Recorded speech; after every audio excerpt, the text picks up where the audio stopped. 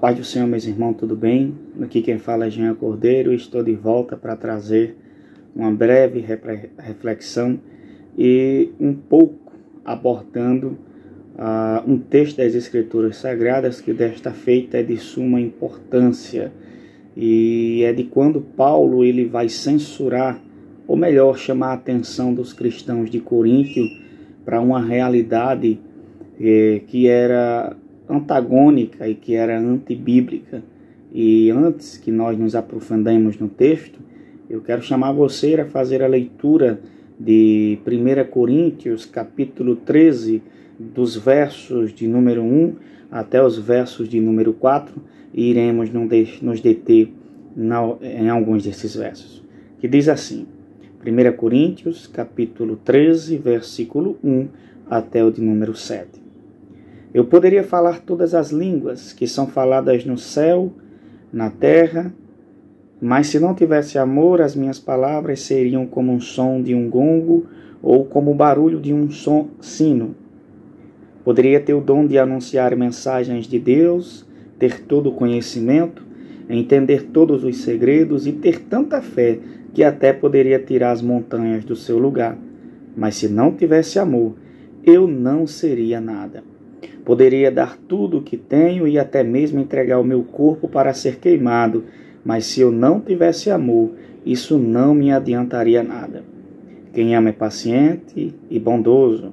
Quem ama não é ciumento, nem orgulhoso, nem vaidoso. Quem ama não é grosseiro, nem egoísta, nem fica irritado, nem guarda mágoas. Quem ama não fica alegre quando alguém faz uma coisa errada, mas se alegra quando alguém faz o que é certo. Quem ama nunca desiste, porém suporta tudo com fé, esperança e paciência. Lido o texto, cabe a nós nos aprofundar em uma das exegeses. Paulo escreve aqui para Coríntios, e a primeira carta de Coríntios, aqui como nós lemos, Paulo vai tratar de assuntos que foram perguntados em uma outra carta, que se perderam no meio do tempo. E perguntas de tais maneiras. Mas Paulo também vai fazer algumas perguntas neste livro, ou nesta carta, algumas censuras, inclusive lá no capítulo 5 do primeiro livro de Coríntios, nós vamos ver que Paulo, ele toma conhecimento que estava acontecendo uma imoralidade tal qual não se via ou ouvia falar entre os povos ímpios. E a saber que um homem estava tendo relações sexuais com a mulher do seu pai ou com a sua madrasta. A igreja de Coríntios, irmão, foi uma igreja que ouviu o evangelho por meio de Paulo e que também ouviu o evangelho por meio de Apolo. E chega num determinado momento que essas pessoas são convertidas. E a igreja de Coríntio era uma igreja que havia recebido todos os dons. Era uma igreja fervorosa, era uma igreja que todo mundo partilhava de algo. Mas era uma igreja complicada. Era uma igreja que se apropriava das armas celestiais, mas faziam uso loucadamente. E é preciso que Paulo agora, como tutor e como apóstolo, ele venha refutar um pensamento errado dentro da igreja de Coríntios. Era mais ou menos assim. Coríntios, ou melhor, a igreja de Coríntios, se achava a melhor de todas. Haviam brigas, contendas, e isso nós vamos ver nos primeiros capítulos, quando Paulo vai falar para eles, olha, vocês dizem eu sou de Paulo, outro diz eu sou de Apolo. Quem é Paulo e quem é Apolo? Um planta e outro rega, mas quem dá o crescimento é Jesus Cristo. E a igreja segue numa série de caminhos errados. Paulo vai falar acerca do corpo, agora também fazendo a ilustração da igreja. E ele começa a dizer, olha, não diga a mão, eu não preciso do pé, porque um corpo ele tem vários membros e esses vários membros ajudam um ao outro. O problema, quando Paulo começa a abordar sobre esses temas dentro da igreja de Coríntios, é que existia um pensamento antibíblico. Como eu disse, eles se apropriavam das armas celestiais, que eram os dons, porque a igreja de Corinto foi que recebera todos os dons. Existiam mestres, existiam homens que falavam em línguas, eram poliglotas, existiam homens que interpretavam essas línguas, existiam homens que curavam, punham a mão sobre o enfermo e curavam, existiam homens que faziam milagres. Então todos os dons eram evidentes, não apenas por meio dos apóstolos, mas também de todos aqueles que agora, quando acabaram de ouvir o Evangelho, agora também passavam a ter o mesmo poder. Porque Paulo diz nos primeiros capítulos que existiam vários dons, mas um só Espírito era quem dispensava sobre a sua igreja esse dom. Mas o que Paulo chama atenção com isso aqui é que no final Paulo vai dar tipo que meio uma lapada nos cristãos de Coríntios. E Paulo vai dizer lá no capítulo 3, olha, eu fui até vocês como um pai, e vocês como carnais não pude falar com vocês como alimento sólido, mas como a criança dando leite. Paulo não diz que essa igreja ela era mundana. Paulo não diz que essa igreja não pertencia a Cristo.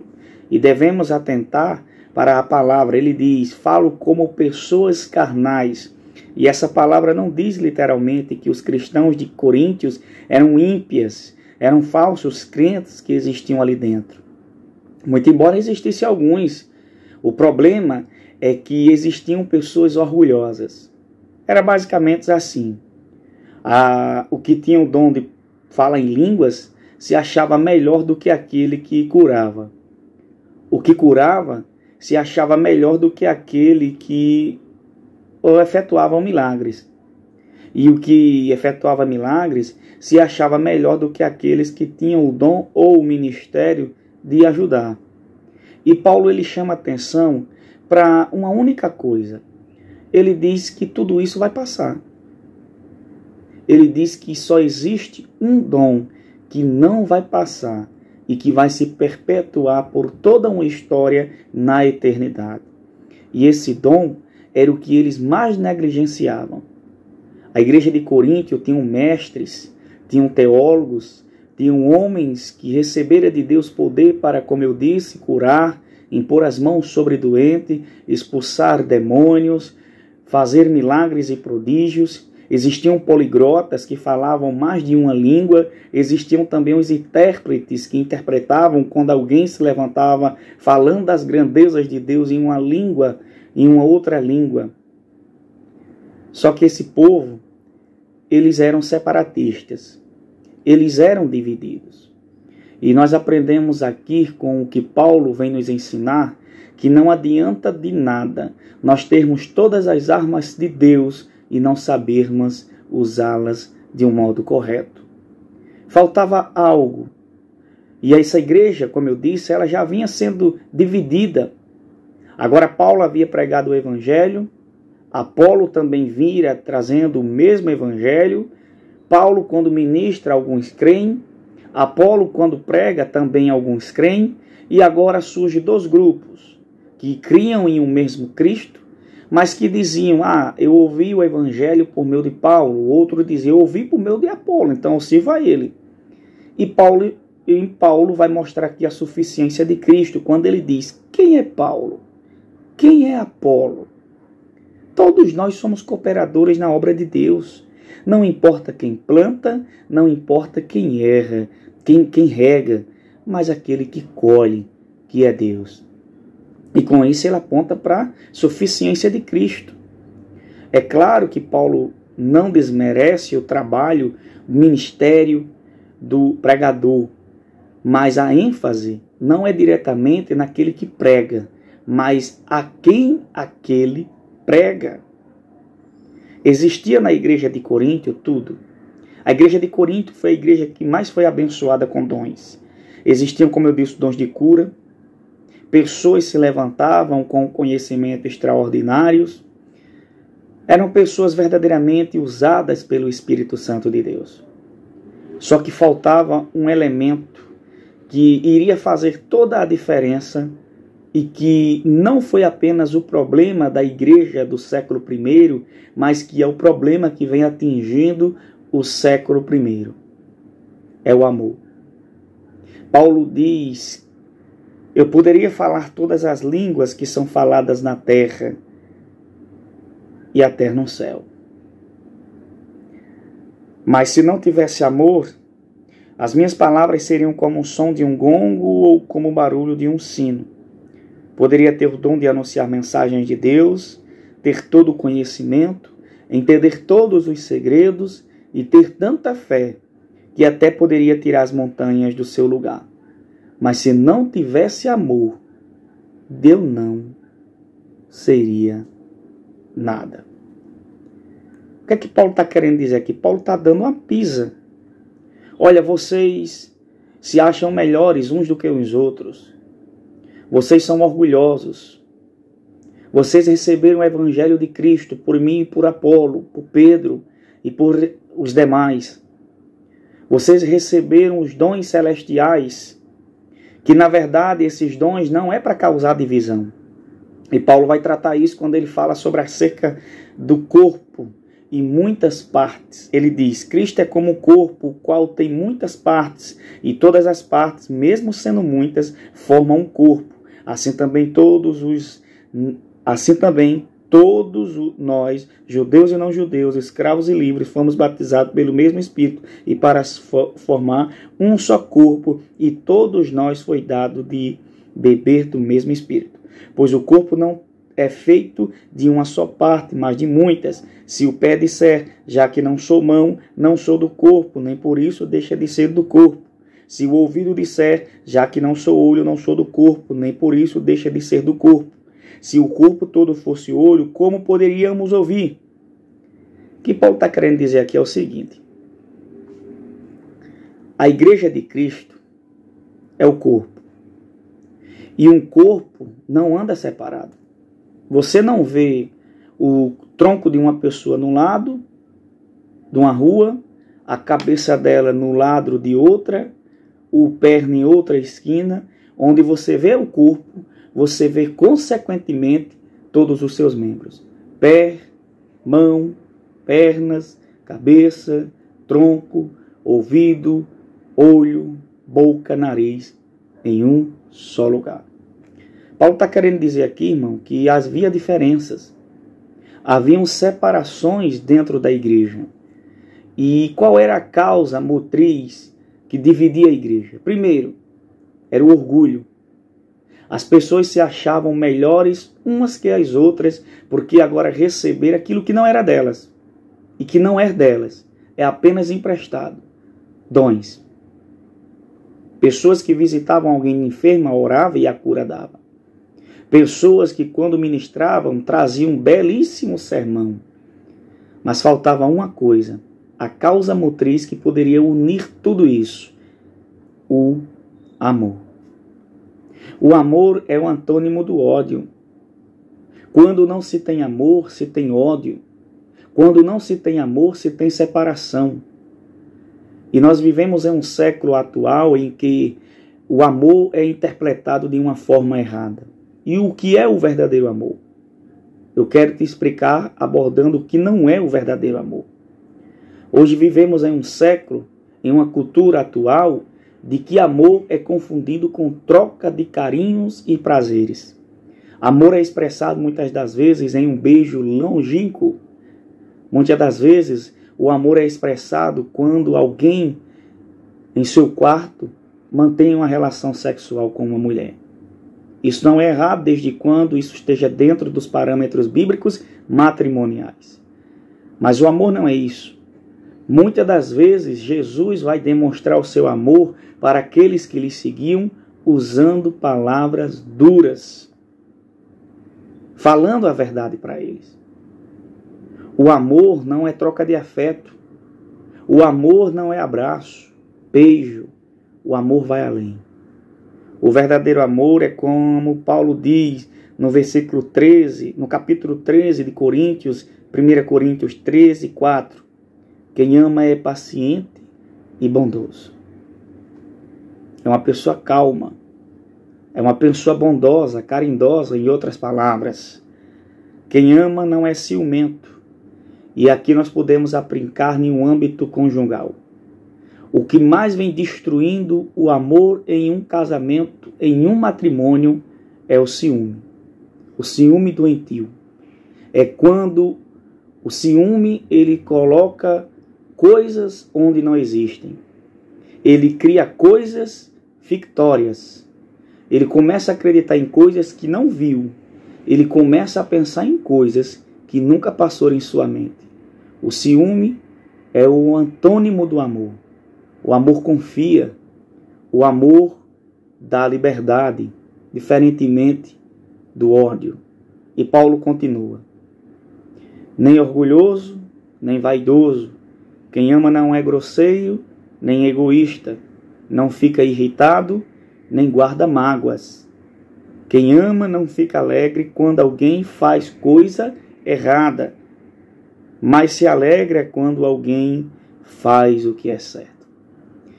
O amor não é dar tapinha nas costas, fazer legal, dizer tá tudo bem.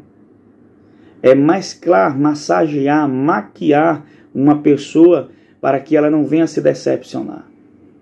O amor, muitas das vezes, é nós usar de palavras duras para que aquela pessoa que nos escute caia em si para o seu próprio bem.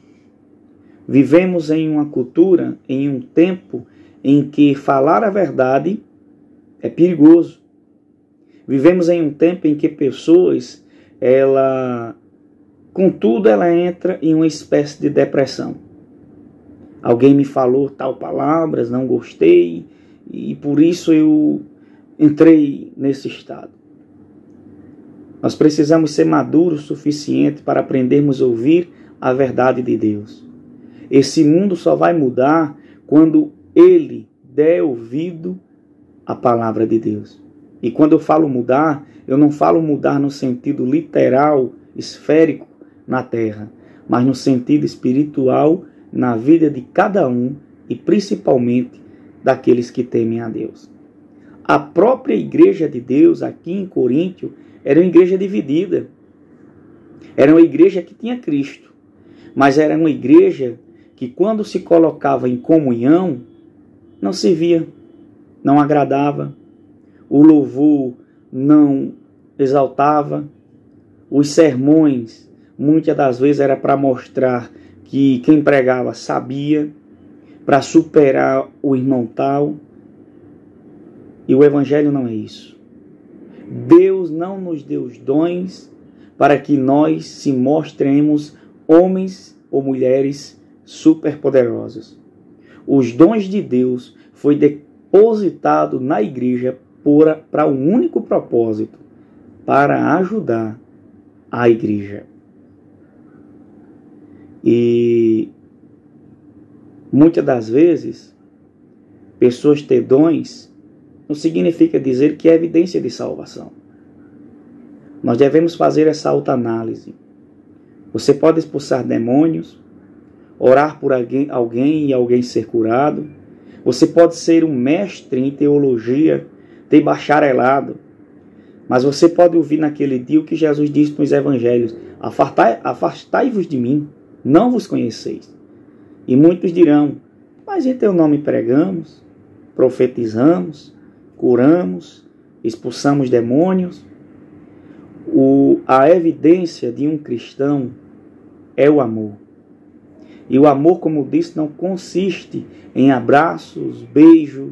O amor consiste quando nós vemos o errado e agora não numa tentativa de desaprovar e levar aquela pessoa a um extremo de ridicularização, mas levar aquela pessoa a um pleno conhecimento de Deus e que ela precisa mudar.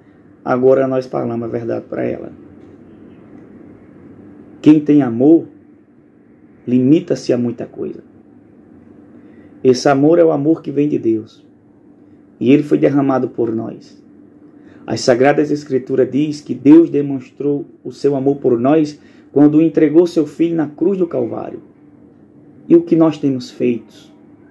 Se Deus, sendo autor, consumador deste mundo e de nossas vidas, Ele demonstrou o seu amor matando o seu filho por mim e por você, será que nós não seremos capazes o suficiente de demonstrar o amor de Cristo em nossas vidas pelos demais?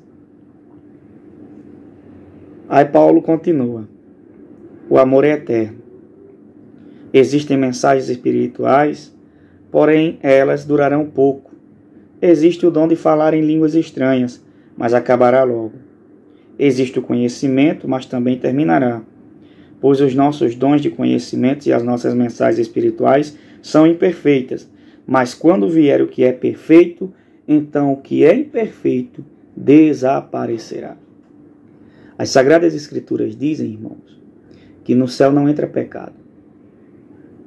O antônimo do amor, de amar, é carregar ódio no coração. Todo dom cura, profetiza, não digo profetizar no sentido do Antigo Testamento, alguém se levantar em nome de Deus e dizer, eis que Deus manda te dizer. Esse profetizar aqui de Paulo no Novo Testamento é profetizar a palavra escrita. É um homem de Deus se colocar diante de uma nação e dizer aquilo que Deus já disse. Todos os dons passarão. Por que passarão? O dom de pregar o Evangelho vai passar. Lá no céu não precisará mais de mestre, porque o nosso mestre estará conosco. O tempo de pregar o Evangelho é aqui, pregar com amor no coração. Lá no céu não vai precisar ninguém ter dom de cura, porque Apocalipse diz que lá existe uma árvore que serve para a cura dos seus. Lá no céu não vai precisar o dom de ajudar, porque todos nós viveremos em comum acordo, sem que nada e absolutamente nada, uma mescla de pecado habite em nós. Só tem uma coisa que vai entrar conosco no reino dos céus, e é o amor, é a bondade, é o prazer de estar ao lado da pessoa querida. O amor é isso. O amor muitas das vezes é abrir mão de tudo que você tem. O amor muitas das vezes é você corrigir a pessoa errada de uma forma branda, passiva e coerente. O amor é isso. Que Deus abençoe a você e fique com esta pequena ministração.